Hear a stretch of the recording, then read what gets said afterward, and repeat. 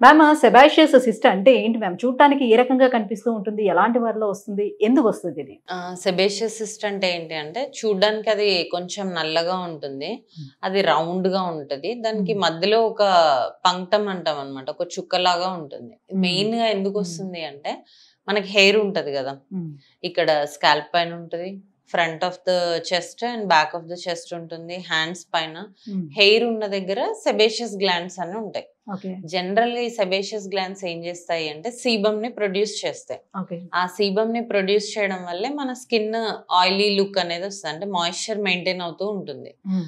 So, ఒక్కొక్కసారి ఏమవుతదంటే ఈ సెబేషియస్ గ్లాండ్ నుంచి ప్రొడ్యూస్ అయ్యే సీబమ్‌కి అబ్‌స్ట్రక్షన్ ఫార్మ్ అవుతది. హ్మ్. సో, అవి బయటికి రాదు. హ్మ్. లోపలే ఫార్మ్ అయిపోతూ ఉంటదన్నమాట ఈ సీబమ్. ఓకే. అప్పుడు ఈ సిస్ట్‌లు ఫార్మ్ అవుతాయి.